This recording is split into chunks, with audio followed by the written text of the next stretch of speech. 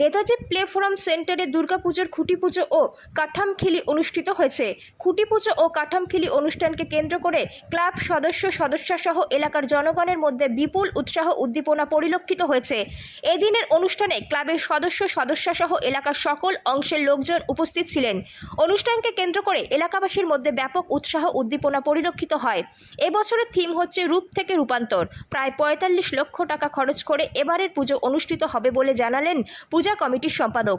এই দিন তিনি বলেন, প্যান্ডেল তৈরি করবেন নদিয়া থেকে আগত ভৌমিক ডেকোরেটর, প্রতিমা তৈরি করবেন পশ্চিম ত্রিপুরার মৃৎশিল্পী শৈলেন দাস এবং আলোকসজ্জায় থাকবেন স্থানীয় শিল্পীরা।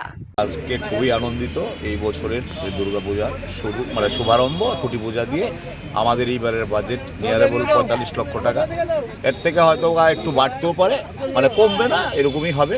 আর আমাদের এবার পূজার থিম হচ্ছে রূপ থেকে রূপান্তর।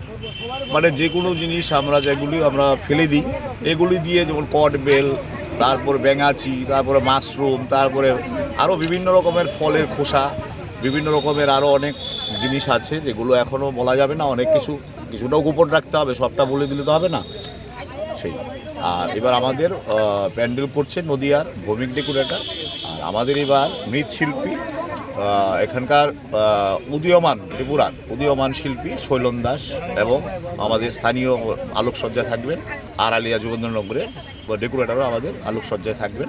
কি মনে করছেন গত বছরের তুলনায় এবছর দর্শনার্থী টানতে সক্ষম হবে না? এবার তো মানুষের আশায় অনেক বেশি। গতবারও আমাদের এখানে প্রচুর ভিড় হয়েছে, আপনার মাধ্যমে আমরা দেখেছি, আপনারাও দেখেছেন। এবারও আশা করি এর থেকে আরও বেশি ভিড় দর্শনার্থী আসবে।